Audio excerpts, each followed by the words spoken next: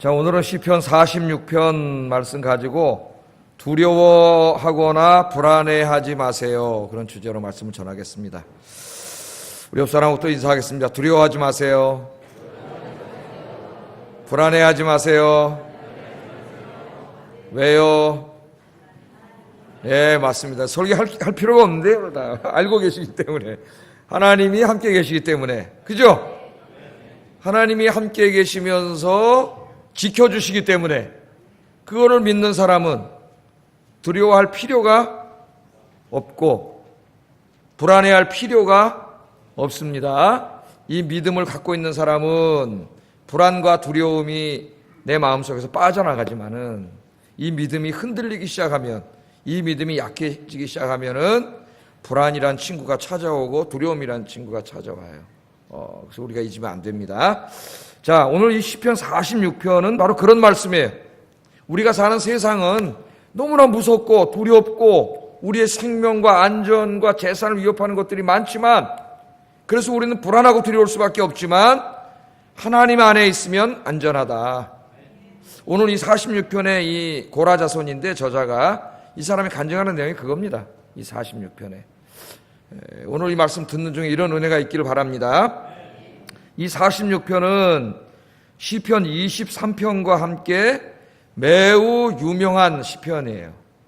시편 23편은 뭐예요? 웬만한 성도님들 다 외우시죠? 여호와는 나의 목자이시니 내가 부족함이 없으리라. 우리 성악하시는 분들은 다 외워요. 노래를 하도 불러가지고 여호와를 이러면서 막 불러가지고 다 외우세요. 우리 그리스도인들이 사랑하는 시편이죠. 46편은 여러분이 잘 모르지만 그만큼 유명한 시편입니다. 누구와 관계가 있냐면 우리 종교개혁가인 루터와 관계가 깊은 시편이 46편이에요. 이 마르틴 루터가 종교개혁을 할 때에 이 황제와 이게 직면하게 됩니다. 자기를 죽이려고 하는 황제와 직면하게 되는데 그때 너무 두렵고 무서웠겠죠. 자기가 종교개혁을 하려는데 황제가 자기를 반대하니까 두려웠겠죠. 그래서 낭망하고 좌절했을 때 이 시편 46편을 읽고 큰 힘과 위로를 얻었다 그래요. 용기를. 자, 중세 교회는 우리가 잘 아는 대로 아주 성경과는 전혀 관계없는 쪽으로 교회가 타락해 가고 있었습니다. 그래서 이 마르틴 루터는 원래 카톨릭의 한 사람의 사제였어요. 수사였죠. 그 사람 성경학자로서 성경을 연구하다 보니까 중세 카톨릭 교회가 너무나 하나님 말씀과 다른 데로 갔어요.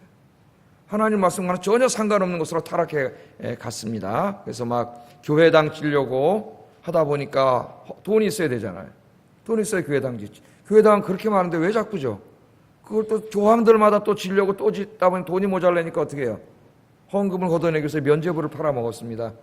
카톨릭에는 연옥교리가 있는데, 엄마 이제 이렇게 신앙생활 하시잖아요. 우리 연옥은 없습니다. 카톨릭에는 연옥이라는 이상한 중간교리가 있어요. 그래서 성당은 열심히 다녔는데 신앙생활 하는 거 보니까 엉망진창이야. 뭐 말하는 거 보나 행동하는 거 보거나. 그러니까 이 사람을 천국 같다고 하기에는 좀 너무 엉망진창인 사람이고, 또 그렇다고 지옥 같다고 하기도 좀 그렇고, 그러니까 어디 갔다 그래요? 연옥 갔다 그러잖아요. 연옥. 연옥 가서 뭐 하는 겁니까? 이 땅에서 잘못 살아온 거 그냥 거기 가서 훈련받고 고난받고 막 그러는 것이죠. 거기에 엄마 아버지가 가 있는데, 여러분들이 저 건축 헌금 많이 하면은 헌금 바구니에다가 돈 탁 집어넣으면은 그 순간에 엄마 아버지가 연옥에 더 들어간다 그래요? 천국으로 샥 이사 간다는 거야. 이런 거 성경에 있어요? 없어요? 없죠. 근데 왜 속았을까요? 그 당시 성도들이. 그 당시 성도들은 성경을 읽을 수가 없었어요. 성경이 전부 라틴어로 기록되어 있기 때문에 라틴어를 모르는 독일 사람, 영어권에 있는 사람은 성경 자체를 읽을 수가 없어요. 그러니까 모르는 거지 사제들이 거짓말이에요. 사제들 중에서도 라틴어를 모르는 사제는 성경을 못 읽는 사제도 있었어요. 그 당시에. 그러니까 여러분 지금 우리 이 하나님께서 우리말로 이렇게 아름답게 성경을 번역해서 주신 게 얼마나 감사한 건지 몰라요. 많이 읽으시기 바랍니다. 하나님이 주신 성경이잖아요. 그래서 루터가 이거 안 되겠다 그래가지고 종교 개혁을 했죠. 그래서 비텐베르그 성당에다가 96개 반박문을 붙이고 카톨릭의 잘못된 것을 거기다 붙였는데 대부분이 연옥교리를 비판하는 그런 내용입니다. 그래서 종교개혁을 이제 시작했는데, 이 당시에 유럽의 전체 황제, 유럽 신성 로마 제국이라 그랬죠. 그때 신성 로마 제국의 황제가 칼 5세라고 하는 사람이에요. 칼 5세. 신성 로마 제국이라고 하는 것은 실제로는 존재하지 않습니다. 실제로는. 유럽인들은 항상 로마가 통치할 때에 유럽이 다 한 나라였죠. 저 잉글랜드까지. 예?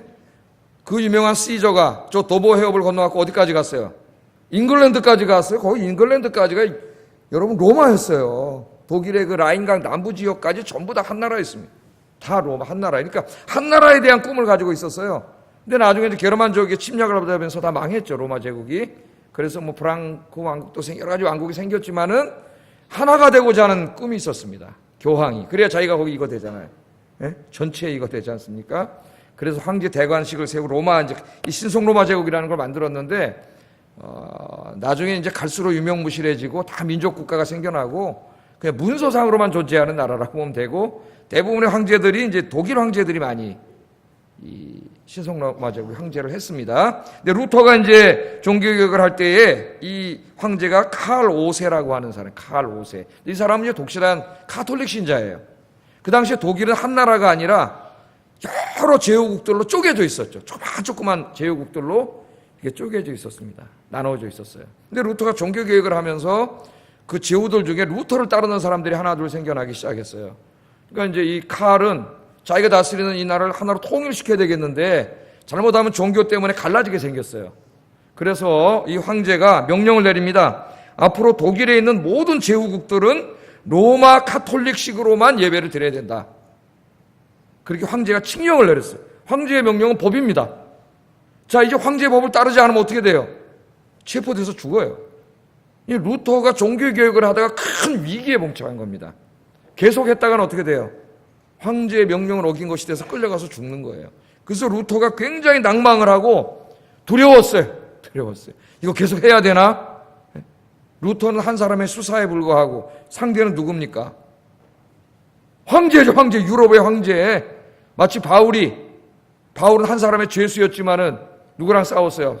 로마 제국의 황제를 대상으로 싸운 것처럼 루터가 이렇게 싸웠죠. 이제 힘들었는데, 두려웠는데, 무서웠는데 어느 날 시편 46편 오늘 이 말씀을 묵상하다가 큰 위로와 용기를 얻었다 그래요. 오늘 여러분에게도 이런 은혜가 있기를 바랍니다. 1절에 뭐라 그랬어요? 1절 시작 한번 읽어보겠습니다. 환난 중에 만날 큰 도움이시라. 황제가 나를 죽이려고 하는데 황제만 바라보면 얼마나 무섭겠어요. 근데 시편을 묵상하다가 내가 혼자가 아니구나. 하나님이 나와 함께 계시는구나. 그걸 깨달았죠. 하나님은 나의 피난처시요 힘이시니 환난 중에 만날 큰 도움이시라. 그런 환난이 어디 있습니까? 황제가 자기를 죽이려고 하는데 그런 환난이 어디 있어요, 여러분? 하나님이 도우시나. 이 말씀에 위로를 받고 종교개혁을 계속하게 됐다 그럽니다. 뿐만 아니라 이 말씀의 은혜를 받아가지고 지금 황제가 두려워서 가톨릭식으로 다시 돌아가려고 하는 제후들이 있었거든요.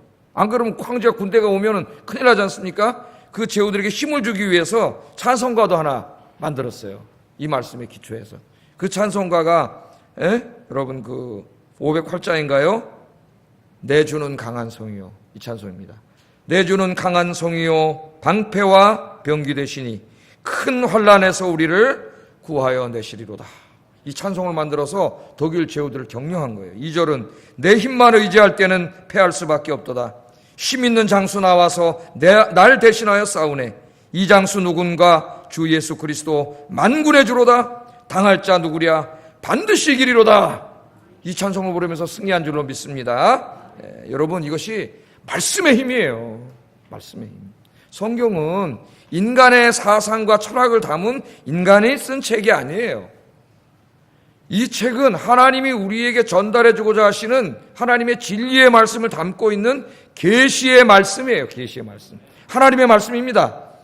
그래서 여러분이 설교를 듣고 있는 시간에 주의 종의 입을 통해서 하나님이 말씀하시는 거예요. 이 말씀을 듣고 오늘 힘을 내시기 바랍니다. 또 여러분이 성경을 읽을 때 집에서 성경을 묵상하고 읽을 때 그 읽는데 누가 역사하세요? 성령께서 역사하셔가지고 여러분이 소리를 내서 성경을 읽으면 그게 여러분 귀에 하나님 말씀으로 들려져요. 하나님 말씀하는 거예요. 그래서 성경을 읽다가 큰 은혜를 받아요. 루터처럼. 루터가 이 말씀을 읽으면서 힘과 용기를 얻은 것처럼 여러분이 험난한 세상 살아가시는 여러분, 오늘 시편 46편을 통하여 큰 위로와 용기와 소망을 얻는 이 시간 되기를 주의 이름으로 축복합니다. 말씀으로 한번 가보겠어요. 말씀으로. 자, 이 시는 누가 썼다고 나오죠? 고라자손들의 한 사람이 쓴 시라 그렇게 얘기합니다. 이 사람이 살던 세상은 오늘 시편을 읽어보면은 그렇게 안전한 세상이 아니었습니다. 항상 자신의 생명과 재산을 위협하는 요소들이 주변에 산재해 있는 그런 환경 속에 살았어요. 두 가지를 오늘 대표적으로 얘기를 하는데, 하나는 자연이 주는 고통입니다. 자연재해이고 또 하나는 전쟁이에요. 전쟁. 자, 먼저 2절 3절 한번 읽어보겠습니다. 시작.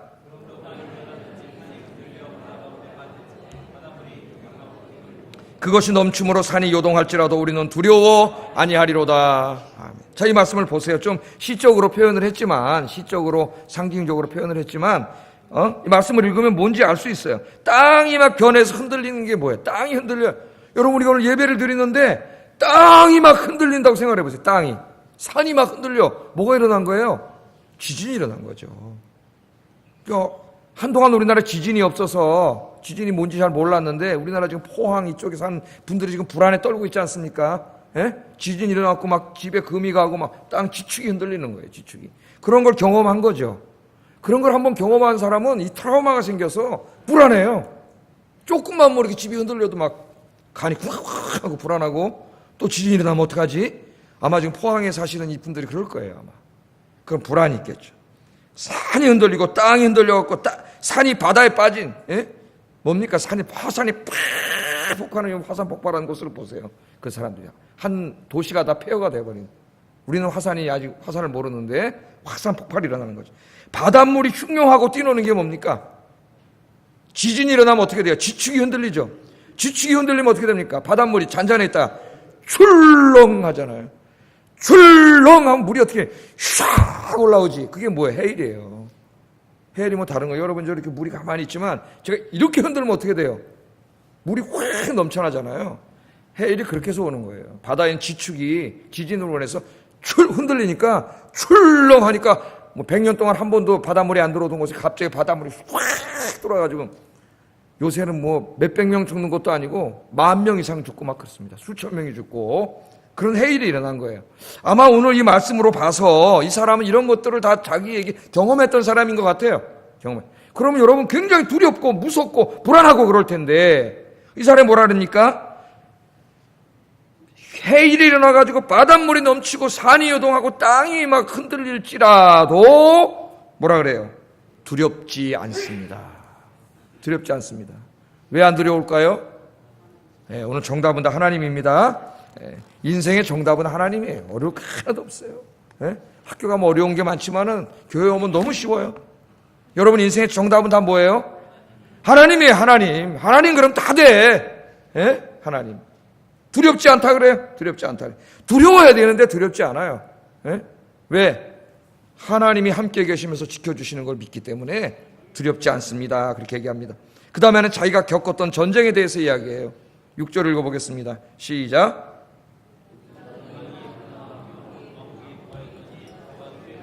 땅이 녹았도다. 아멘. 이 시인이 살던 시대에는 이 자연의 고통보다도 더 무서운 건 사실 전쟁이에요. 이스라엘은 그냥 전쟁이 비일비재하던 곳이죠. 에? 우리나라랑 비슷합니다. 우리나라 외침이 몇 번 있었다 그래요? 999번인가 있었다 그러지 않습니까, 여러분? 그러니까 지금 6.25 사변 이후에 53년도에 휴전을 하고 지금까지 한 65년 동안 평화의 시대를 살고 있어요, 우리가. 전쟁을 모릅니다, 우리가. 그러니까 저도 거의 이제 60이 다 돼가고 있지만 전쟁을 몰라요.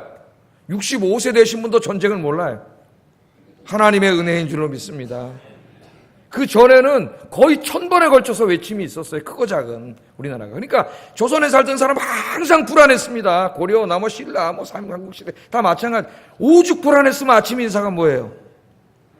안녕하셨어요. 밤새 안녕하셨습니까? 밤새 외적들에게 끌려가서 안 죽고 안녕하셨습니까? 안녕하셨습니까? 미국 사람 뭐라고 인사해요?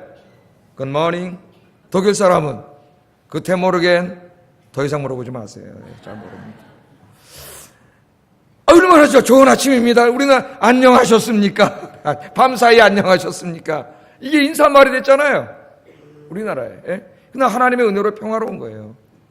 이스라엘은요, 남쪽에는 애굽이 있습니다. 북쪽에는 아람이 있고, 그 다음에 아스루가 있었고, 그 다음 세대는 바벨론이 있었는데, 이 애굽이 세지면은 저쪽 북쪽으로 영토를 넓혔기 때문에 항상 어디를 거쳐가야 돼요? 이스라엘을 거쳐가야 돼. 또 이쪽에 바벨론이나 아수르가 세지면 남쪽으로 영토를 넓혔기 때문에 또 어디를 거쳐가야 돼요? 이스라엘을 거쳐가야 돼요. 이스라엘은 뭡니까? 전쟁터예요, 전쟁터. 구약 성경을 읽어보세요. 여러분, 구약 성경을 펼치면은 사사기부터 거의 무슨 얘기예요? 다 전쟁 이야기예요, 전쟁 이야기. 이쪽 민족이 쳐들어오고 저 나라가 쳐들어오고 그 가운데 무섭고 두려워서 하나님 앞에 살려달라고 기도하고 기도할 때 하나님이 지켜주시고 그런 얘기잖아요. 인간의 그 삶 속에 있는 그 말할 수 없는 두려움과 공포, 고통, 그 속에 있는 사람들이 그 가운데서 어떻게 하나님 앞에 기도했고 하나님을 의지하고 살았는가, 그런 걸 보여주는 게 성경 말씀이에요. 예? 지금 이 시인도 아마 그런 걸 많이 경험했어요. 전쟁이 일어나면 무섭죠. 두렵잖아요, 여러분. 지금 시리아를 보세요, 시리아. 예? 시리아가 몇 년 전에 한 15살 먹은 한 애가 시리아의 그 왕의 독재에 반대하는 그 얘기를 낙서로 조금 벽에다 쓴 게 도화선이 돼가지고 지금 시리아 내전이 벌어져서 몇 년 동안 저러고 있는데, 여러분 그 내전으로 해서 죽은 사람이 수십만 명이고 1000만 명 이상이 지금 이 뭐가 됐어요? 난민이 돼가지고 전 세계를 떠돌아다닙니다. 여러분 그 보트피플이 돼가지고 살겠다고 가다가 그 어린 나이 애기 하나가 물에 빠져서 씻겨 내려온 거 우리 사진이 봐서 전 세계인들이 경악하지 않았어요? 지금 그러고 있잖아요. 전쟁이 그렇게 무서운 거예요. 우리 민족들도 연세 드신 분들은 70 넘으신 분들은 다 전쟁을 경험해서 전쟁이 얼마나 끔찍한 건지 저도 귀에 못이 박히도록 부모님에게 들었죠. 이 전쟁을 다 경험한 사람, 지금 우리나라가 전쟁 중이잖아요, 여러분. 휴전하고 있습니다. 휴전, 전쟁 중에. 세계인들이 볼 때에 제일 전쟁 날 가능성 많은 곳이 대한민국이에요. 대한민국. 우리는 참 잘 살고 있어요, 여기서. 다른 나라 사람들이 보면 거기서 불안해서 어떻게 사나. 잘 살고 있어요. 우리랑 이렇게, 우리의 북한 주민은 우리의 적이 아니죠. 그들은 우리의 동포입니다. 북한이라고 할 때는 그 북한 주민들에게 고통을 주는 그 북한의 공산 집단을 말하는 거예요, 제가. 북한 사람들은 저에게는 작은아버지, 큰아버지, 사촌이 다 거기 살고 계세요. 고모도 지금. 얼굴도 못 보고 살고 있지만 그분들은 우리 동포죠. 우리 북한을 적이라고 할 때는 북한의 주민들에게 고통을 주는 그 1%밖에 안 되는 공산주의 집단, 김정은을 비롯한 그 공산주의 집단을 말하는 거예요. 공산주의 집단. 이 사람들이 우리의 안전과 생명을 노리는 몇십 개 핵을 갖고 있는지 알지도 못하는 핵을 가지고 있습니다, 지금. 뭐 전쟁이 한번 일어나면은 우리가 이때까지 반세기 동안 쌓아왔던 게 하루아침에 잿더미가 되는, 우리는 그런 곳에 살고 있어요. 사실 우리가 지금 무감각해져 있지만 그런 위험 속에 우리도 있다는 것입니다. 뿐만 아니라 우리도 역시 지진과 화산과 홍수와 해일과 같은 자연재해, 이런 것들이 우리를 위협하고 있고, 뿐만 아니라 온갖 질병과 끔찍한 범죄 그리고 사건 사고가 끊임없이 우리의 생명과 안전을 위협하고 있습니다. 제가 한번 통계청 자료를 봤어요. 자료를 봤더니 우리나라에서 2017년에 암으로 사망한 사람의 수가 78,863명입니다. 한 해에. 매년 많은 사람들이 폐암, 간암, 위암, 대장암, 췌장암, 담도암, 유방암 등으로 사망하고 있습니다. 지금도요. 인간의 생명을 위협하는 이 질병은 암만 있는 게 아니고 해마다 심장질환으로 사망한 사람이 3852명, 뇌혈관 질환 22,745명, 폐렴 19,378명, 그리고 여기에 심혈관 질환과 당뇨 같은 이런 성인병으로 사망한 사람을 포함하면 엄청나게 많은 사람들이 매년 병으로 죽고 있어요. 보니까 저도 하나 있더라고, 심혈관 질환. 이거 뭐예요? 고혈압, 콜레스테롤. 의사들이 하는 말이 암보다 더 무서운 게 혈관병이라 그래요. 혈관병 샥 하다 여기가 팍 막히면 어떻게 됩니까? 쓰러져 죽는 거예요. 뇌경색이 일어나는 거예요. 이렇게 가다 여기서 팍 막히면 심장이 막혀서 죽는 거예요. 이게. 우리 몸이 이게 안전하지가 않아요. 몇 가지 통계 수치만 보더라도 우리가 사는 세상은 그렇게 안전한 것이 못 되고 우리의 인생도 안전하지 않습니다. 언제 어느 순간에 내 몸에 내 주변에 무슨 일이 일어날지 우리는 알 수 없어요. 예? 내가 아무리 조심한다고 해도 조심할 수 있는 게 아닙니다. 여러분, 우리 21세기는 복잡한 사회, 이 도시 사회 속에 우리의 생명을 위협하는 것이 너무 많아요. 너무 많아요.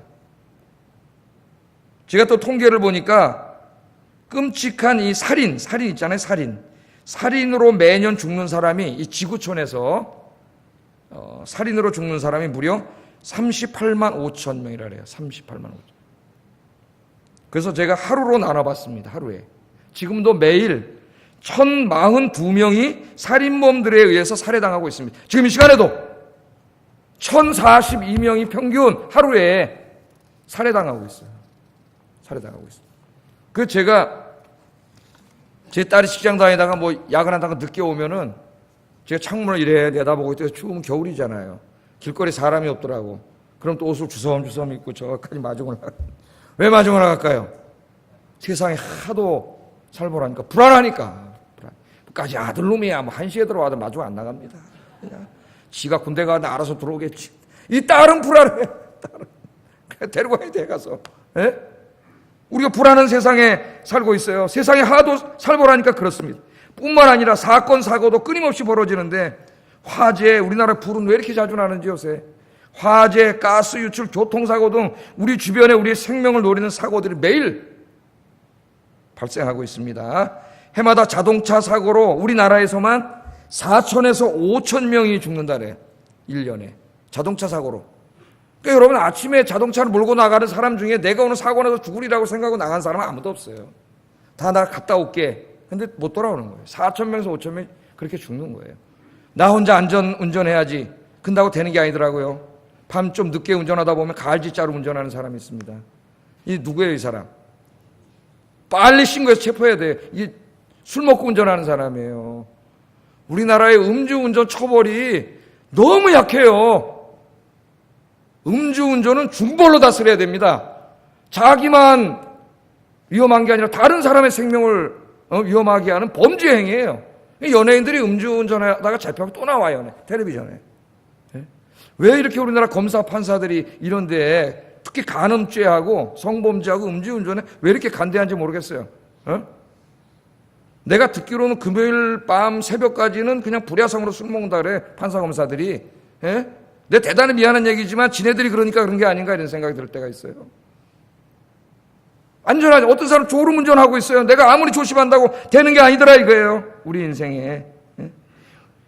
시인이 살고 있던 사회나 우리가 살고 있는 사회가 어쩜 더 위험한 세상 속에 살고 있는데 오늘 시인은 놀라운 고백을 하는데 나는 두렵지 않다. 두렵지. 난 불안하지 않다. 어떤 사람은 불안해서 비행기 타고 가다 갑자기 불안이 몰려와요. 이 비행기 뻥 터지면 어떡하지? 그 안에서 공황장애가 일어나는 거예요. 비행기 타고 가다가 한 번 엘리베이터에 갇힌 사람은 엘리베이터 타면 또 멈출까봐 두근두근 불안하죠. 제가 18층에 사는데 아파트에서 불난 뉴스를 보면 가만있어 봐. 우리 집에서 불나면 어떡하지? 18층에 내가 이렇게 내려다보니까 이거 뛰어내릴 수도 없고 낙하산도 없고 이거 불나면 큰일 났네? 그냥 약간 불안한 마음이, 뭐 불안하지 않지만 가끔 불안한 마음이 들 때가 있어요. 하나님이 그걸 통해서 불안증이 뭔가를 나한테 이야기하시더라고. 불안증. 그런 게 살짝 들어오면은 나가고 싶어요, 1층으로. 우리 불안하게 하고 두렵게 하는 것들이 우리 주변에 너무나 많은데 여러분, 내가 조심하고 어떻게 한다고 되는 게 아니다. 누가 지켜주셔야 돼요? 하나님이 지켜주셔야 된다. 그래서 오늘 이 믿음을 가지고 있던 이 시인은 나는 두렵지 않습니다. 전쟁을 경험했고 이 수많은 자연의 고통을 경험했지만 난 두렵지 않습니다. 자, 그 비결이 뭐냐면 하나님이었다는 거예요. 하나님. 보이지 않지만 존재하시는 하나님. 보이지 않지만 늘 나와 함께 계시는 하나님. 믿습니까? 그 하나님 믿는 사람 불안하지 않아요. 두렵지 않아요. 이 사람이 3번에 걸쳐서 이런 고백을 합니다. 1절 한번 읽어보겠습니다. 시작. 하나님은 나의 피난처시요 힘이시니 환난 중에 만날 큰 도움이시오. 7절 읽어보겠습니다. 만군의 여호와께서 우리와 함께 계시니 야곱의 하나님은 우리의 피난처시로다. 11절 읽어봅니다. 만군의 여호와께서 우리와 함께 계시니 야곱의 하나님은 우리의 피난처시로다. 아멘. 시인은 어떠한 위험 속에서도 두려워하지 않습니다. 왜냐하면 하나님이 피난처가 되어주신다는 것을 확신하고 있어요. 이런 피난처가 뭐예요? 예? 지금 여러분 저 날씨가 굉장히 춥습니다. 이 안에 싹 들어오니까 어때요? 따뜻하잖아요. 추위가 여러분을 괴롭게 하지 못해. 왜? 피난처 안에 들어오셨잖아요. 그죠? 바깥에 지금 비가 엄청나게 온다고 한번 생각을 해보세요. 바깥에 있으면 그 비를 다 맞잖아요. 폭우를. 근데 여러분이 이 안으로 싹 들어오면 어때요? 비를 안 맞죠? 왜? 피난처 안에 들어왔잖아요. 여기 비를 막아주잖아요. 이것을 여러분 한번 영적으로 한번 해석을 해보세요. 영적으로 한번 적용을 해보세요. 이 세상에 나의 생명과 안전을 노리는 수많은 위험 요소들이 매일 내 주변에 나를 찾아오지만은 어때요? 하나님이 나의 피난처가 되어 주십니다. 그걸 믿으니까 두렵지 않다는 거지. 하나님이 나의 피난처가 되어 주시기 때문에. 그래서 이 고백을 할 때 보면은 하나님을 두 가지 메타포로 고백을 하는데, 첫째는 11절에 보면 만군의 여호와라 그래. 하나님 부를 때 만군의 여호와. 여러분 기도할 때 하나님 뭐라 부르세요? 저는 자주 이렇게 부릅니다. 하나님을. 하나님, 제가 이렇게 이런 상황이 있는데 제 힘으로 어떻게 할 수 있는 일이 아니고 하나님이 도와주셔야 됩니다. 만군의 여호와 하나님 도와주실 줄 믿습니다. 그러면 불안이 사라지고 평안이 몰려와요. 믿음이 생기기 때문에 만군의 여호와, 만명의 군사를 거느린 여호와, 문자적으로 해석하면 그런 말이죠. 그러니까 이게 무슨 말입니까? 전사로서의 하나님, 만명의 군사를 거느린 어마어마한 힘을 가지신 하나님, 그 누구도 어떻게 할 수 없는 하나님이란 말이에요. 한마디로 말하면 전능하신 하나님이에요. 전능하신 하나님, 그렇게 고백을 합니다. 이스라엘 이 시인은 자기의 역사 속에서 하나님이 만군의 하나님이라는 걸 여러 번 체험을 했어요. 자, 먼저 열왕기하 19장에 보면은 히스기야가 왕으로 있을 때에 이 아수르 군대가 쳐들어옵니다. 아수르 군대가 쳐들어오는데 대략 한 20만 명 정도의 군대를 이끌고 쳐들어왔어요. 히스기야가 보니까 이걸 도저히 자기가 어떻게 할 수가 없어. 예? 우리 인생 살다 보면 그럴 때가 있죠. 내 힘으로 어떻게 도저히 할 수 없어. 아, 이건 내 인생 끝났다. 그럴 때가 있어요. 끝나지 않았나? 끝나지 않아요. 왜? 정답은 뭐라 그랬어요? 하나님이 계시잖아요. 하나님이. 끝나긴 뭐가 끝나. 그건 마귀가 하는 말이고. 안 끝납니다. 하나님이 계신가. 히스기야는 믿음의 사람이니까 그 절체절명의 순간에 하나님 앞에서 기도했죠. 하나님 20만 명 대군을 끌고 왔는데 하나님 어떡합니까? 우리는 이길 수가 없고. 기도했더니 기도하면 어떻게 해요? 하나님이 힘이 돼 주세요. 하나님이. 어떻게 했냐면은 하나님이 천사를 보내셨어요. 예? 만군의 천사를 가지고 있는 하나님이 천사를 보내셔가지고 천사가 대신 싸웠어요. 그래서 그날 밤 하루 만에 18만 5천 명을 죽여버렸어요. 18만 5천 명. 한번 읽어보겠습니다. 열왕기하 19장 35절 시작.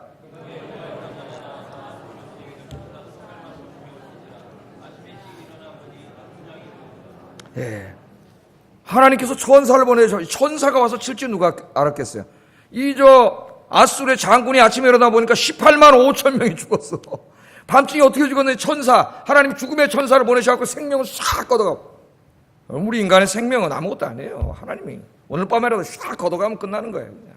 18만 5천 명을 천사를 보내서 여러분 18만 5천 명 하룻밤에 하나님이 그냥 자다가 죽일 줄 누가 알았겠어요. 적군을. 그런 역사가 일어나리라고 누가 생각했겠습니까? 기도하면 그런 역사가 일어납니다. 기도하세요.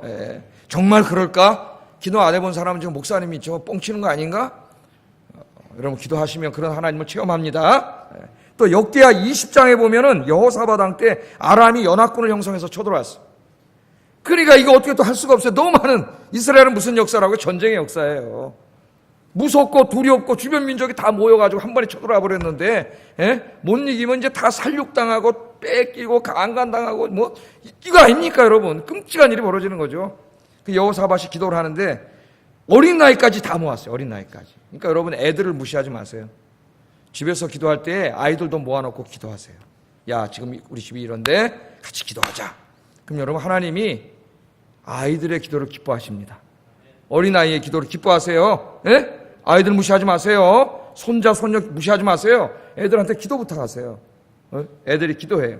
어린아이까지 가서 모여서 기도했더니 또 하나님이 천사를 보내셔갖고 매복을 하고 있다가 천사가 매복을 하고 있다가 이 군대를 다 물리쳐 버렸어요. 역기하 20장 22절 읽어보겠습니다. 시작. 모압과 세일산 주민들을 치게 하심으로 그들이 패하였으니, 그렇게 말합니다. 하나님이 복병을 주셨어요. 천사가 보여요, 안 보여요? 안 보이죠. 안 보이는 천사가 더더군다나 매복까지 하고 있다가 이 사람들이 쳐들어오네. 갑자기 뭐야, 우당탕탕탕한데 뭐가 막 때리고 치고 막, 그래가지고 다 죽었다는 거예요. 천사가 있어요, 없어요?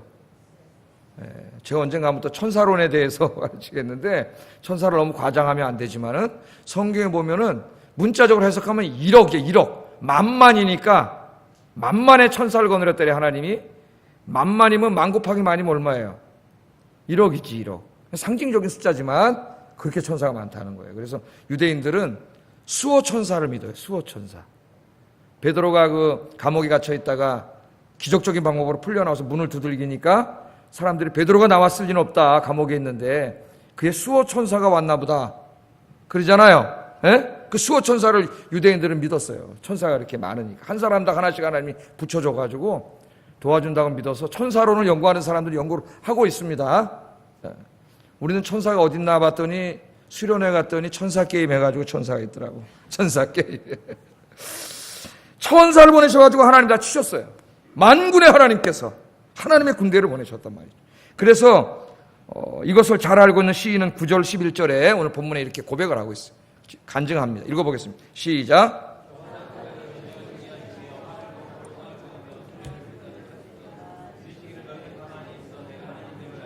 내가 열방과 세계 중에서 높임을 받으리로다. 만군의 여호와께서 우리와 함께 하시니 야곱의 하나님은 우리의 피난처시로다. 아멘. 두려워하지 마세요. 뭐라 그래요? 만군의 여호와께서 우리와 함께 계시니.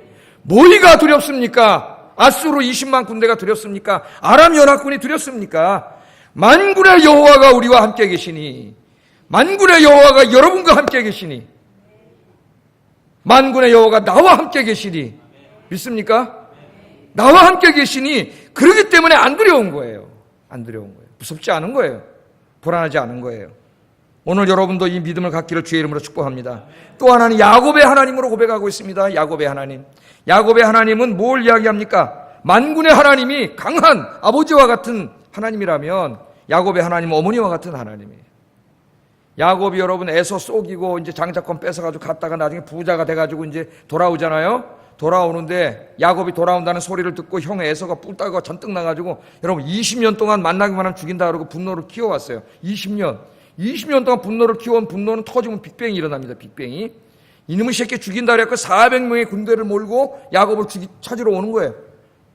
지금 그 보고를 받고 야곱이 완전히 패닉 상태에 빠졌습니다. 공포에 확 실렸어요. 400명이 지금 자기를 죽이려고 쫓아오는데 이걸 어떡하지? 그러다 다 강을 건너 보내고 야복 강가에 혼자 앉아서 그날 철야기도를 했잖아요. 거기서. 여러분, 하나님 때로는요 우리에게 그런 기도를 요구하실 때가 있어요. 그런 기도를 하세요. 여러분, 목숨을 걸고 밤새도록 어디 가서 기도하든지 하나님 앞에 기도하라고 하나님 부를 때가 있습니다. 이 소리를 들을 수 있어야 돼요. 그래서 거기서 태어나서 처음으로 철야기도를 했잖아요. 철야기도 하다가 하니까 누구 찾아오셨어요? 하나님이 찾아오셨지. 하나님. 그래서 거기서 하나님의 얼굴을 봤다 그래갖고 이름을 뭐라 그랬어요? 그거 이름 분이엘이라 그랬지. 분이엘. 그러다 보니까 아침에 분이엘 사장님이 여기서 예배드리고 계시더라고요. 하나님 지켜주셨잖아요. 그래서 야복강강을 건너갔더니 에서가 400명을 데리고 죽이려고 그냥 이름을 쉽게 하고 딱 오는데 또 하나님께서 기가 막히게 철야기도 하다가 한도뼈를 하도 안 놔주니까 한도뼈를 딱 부러뜨렸어요. 한도뼈가 부러지는 거 어떻게 하고 왔겠어요? 다리를 절고 왔겠지. 이게 질질 끌면서 왔겠죠. 야, 에서가 그냥 이놈의 새끼하고 탁 오는데 저쪽에서 동생이 20년 만에 만나는 그 사기꾼 동생 놈이 어떻게 하고 와요? 다리를 질질 끌고 오니까 어떻게 너무나 불쌍한 마음이 든 거야. 갑자기 불쌍한 마음이 들어서 죽이려고 왔다가 끌어안고 울었다니까요. 끌어안고 울었어요. 누가 마음을 변화시켰을까요? 하나님이 변화시켰죠. 따라하겠습니다. 인간의 마음을 바꾸는 것은 하나님이십니다. 하나님이 다 하시는 거예요. 세밀한 하나님께서 이번엔 에서의 400명의 군대를 확 몰살시킨 게 아니라 하나님은 에서도 이해하세요. 야곱이 속였기 때문에. 이번에 어머니와 같은 그 섬세한 마음으로 에서의 마음을 만지셔가지고 용서하는 마음을 주신 거예요. 그걸 지금 기억하면서 오늘 시인이 하나님은 때로는 만군의 여호와로 그 강한 팔로 우리를 지키시고 때로는 야곱의 하나님으로 그 어머니와 같은 섬세함으로 우리를 지키시기 때문에 돌봐주시기 때문에 나는 두렵지 않습니다. 나는 불안하지 않습니다. 나는 평안합니다. 그렇게 노래를 부르잖아요. 이 간증이 여러분의 간증이 되기를 주의 이름으로 축복합니다. 그런 하나님을 정말 내 신앙으로 확고하게 믿는 사람은 불안하지 않습니다. 두렵지 않아요. 하나님이 만군의 하나님이 나와 함께 계신데 뭐가 두렵고 불안하냐 이거예요. 이 믿음이 없기 때문에 불안하고 두려운 거예요. 이 믿음을 위해서 기도하시기 바랍니다. 자, 이 시인이 이처럼 만군의 여호와 또는 야곱의 하나님으로 힘이 되시고 피난처가 되신 하나님을 소개한 이후에 그 하나님께서 우리들을 위해서 준비한 안전한 피난처에 대해서 이야기해 줍니다. 그러니까 만군의 여호와 야곱의 하나님이 계시면서 지키시는 성이 있다는 거예요. 성, 피난처. 그럼 안전하려면 어디 가서 살아야 돼요? 그 성에 들어가 살아야죠. 여러분은 그 성 바깥에 있습니까? 지금 그 성 안에 있습니까? 안에 살고 있어요, 진짜로? 예? 어떤 사람은 예수를 오래 믿으면서도 그 하나님의 성, 안전한 하나님의 성 바깥에 사는 사람이 있어요. 교회는 다니는데 거기서 온갖 세상에 이 풍파를 다 맞는 사람이 있어요. 그러면 그 피난처가 뭐냐? 이걸 이제 아는 게 중요합니다. 4절 5절 한번 읽어보겠습니다. 시작.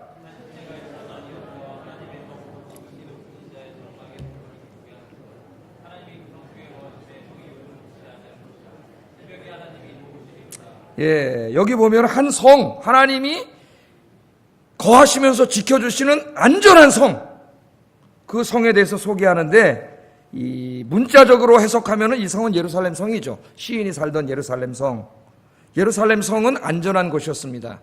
왜 안전했을까요? 그 성이 산에 있기 때문에 요새화되어서 안전한 것도 아니고 왕들이 정치를 잘해서 군사력이 튼튼해서 안전한 것도 아니에요.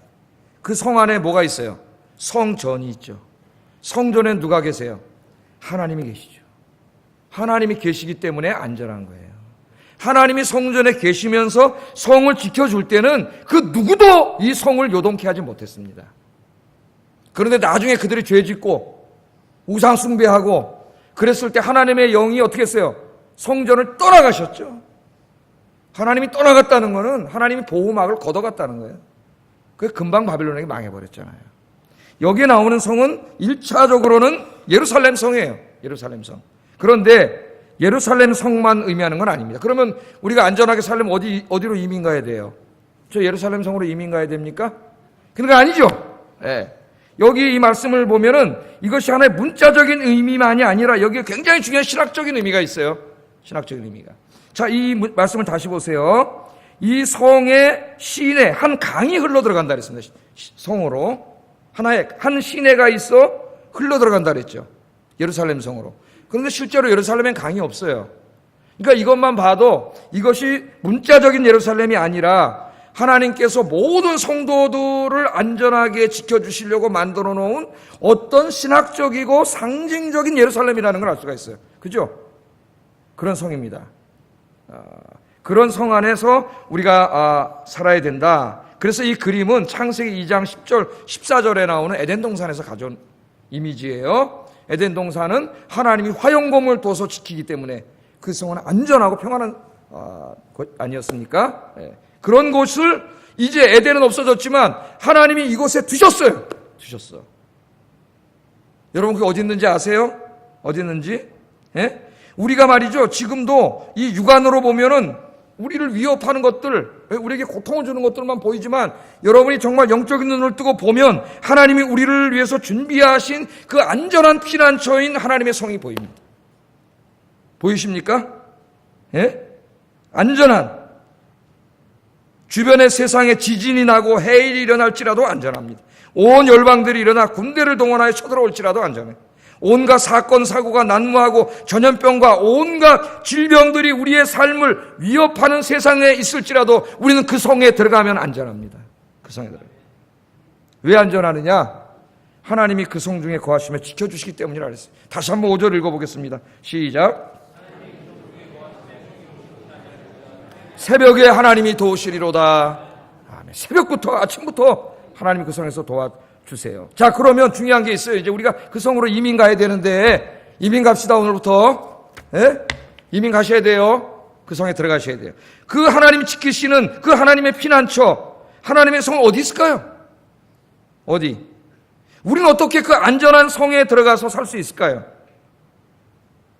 이 말씀은 공간적인 의미가 아닙니다. 실존적 의미예요. 실존적 의미이고 신학적 의미입니다.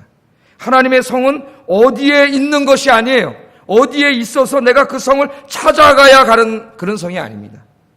이 하나님의 성은 하나님의 은혜로 내 삶 속에 찾아오는 성이에요. 내가 찾아가는 성이 아니고 하나님이 그 성을 가져오는 은혜의 성이에요. 은혜의 성. 이 그림을 잘 보여주는 것이 스가랴 2장이에요. 스가랴 2장에 보면은 스가랴 선지자가 환상을 봅니다. 환상을 보는데 한 천사가 이 건물을 지을 때 측량하는 측량 도구를 가지고 예루살렘으로 가고 있어요. 그래서 예루살렘을 측량해가지고 예루살렘을 지킬 수 있는 돌로 된 성벽을 지려고 합니다. 성벽을. 여러분, 사람들이 성벽을 져야 안전하잖아요. 성벽을 지려고 그래요. 근데 나가는데 갑자기 하나님이 보낸 천사가 나타나서 못 가게 해요. 가지 마라, 갈 필요 없다 그러는 거예요. 갈 필요 없다. 그러면서 예루살렘에는 사람도 많이 살고 가축도 많이 살기 때문에 돌 성벽을 지을 필요가 없다는 거예요. 그거 이상하잖아요. 사람이 많이 살고 가축이 많이 살면 더 돌 성벽을 높이 쌓아야지. 예? 중국 사람들은 불안해서 만리장성을 쌓는데 더 높이 쌓아야 되는데 하나님이 쌓지 말라는 거예요. 왜 쌓지 말라 그럴까요? 하나님이 이렇게 말씀하세요. 스가랴 2장 5절을 읽어보겠습니다. 시작. 그 가운데 영광이 되리라. 아멘.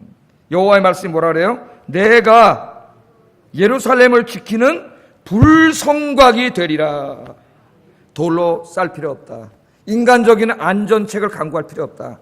내가 이제부터 예루살렘 하나님의 백성들 내 자녀들을 지키는 불이 돼가지고 불성벽이 되겠다는 거야. 불성벽이. 여호와의 불이 지키는 에덴 동산은 화염검이 지켰죠. 불타는 검이. 하나님이 불로 성벽이 돼서 지켜주시겠다는 거예요. 그러니까 거기다 돌 성벽 만들 필요 없다는 거예요. 인간적인 안전책 강구하려고 매일 불안해하고 두려워하니까 또 성 쌓고 담 쌓고 보험 들고 또 돈 어떡하고 또 안전책 강구하고 또 불안하니까 또 이럴 필요 없다는 거예요. 내가 이제부터 너희를 직접 지키는 불성벽이 되겠다.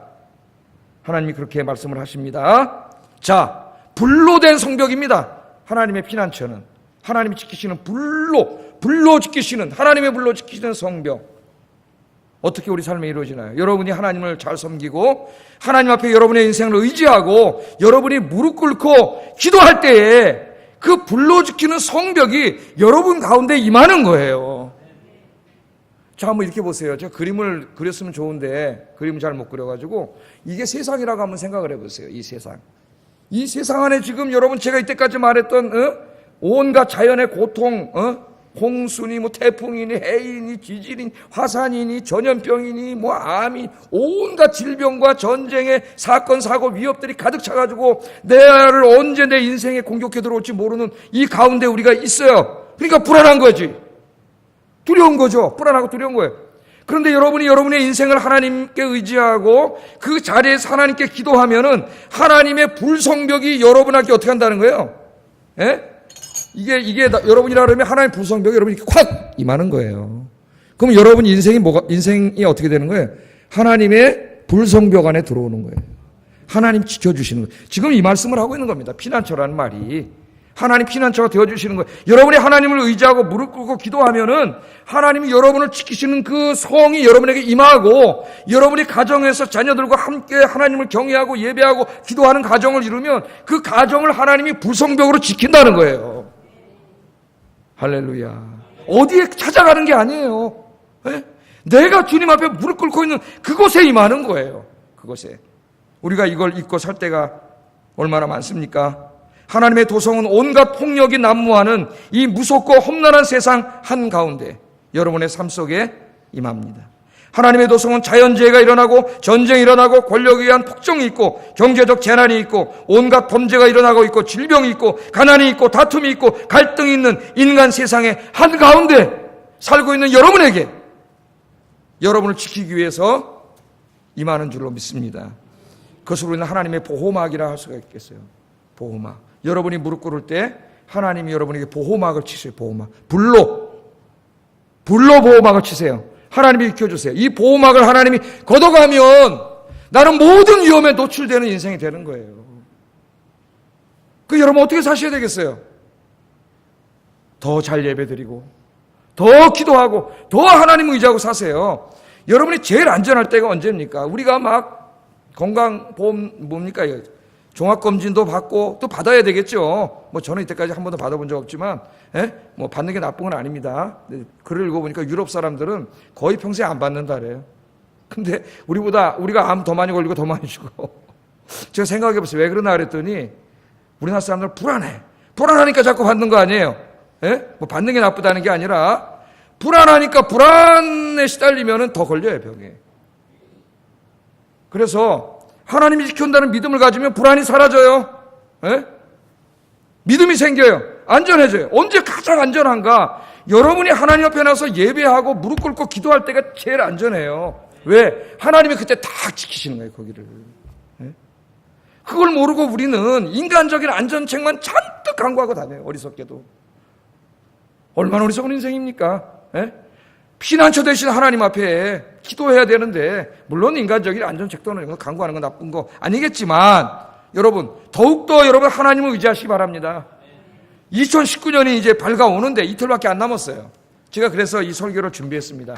2019년 새해에 정말 여러분들 다른 거 의지하지 말고 하나님 의지하고 사시기 바랍니다. 기도의 무릎을 꿇고 어떤 때보다도 더 많이 기도하세요. 그래야 하나님 불성벽이 여러분에게 임해서 여러분 지키시는 거예요.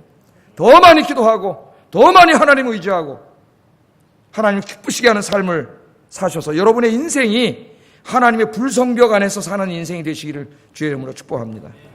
기도하겠습니다. 말씀 생각하면서 기도하겠습니다. 2019년 새해가 밝아오고 있습니다. 이틀밖에 남지 않았어요.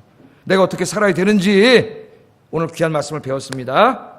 이제는 주님만 의지하고 살게 하시고 한 해 맞이하면서 정말 기도의 무릎을 많이 꿇고 기도하는 삶을 살아서 내 인생과 가정이 하나님의 불성벽 안에서 거하는 삶이 되게 해주세요. 기도하겠습니다. 사랑하시는 하나님,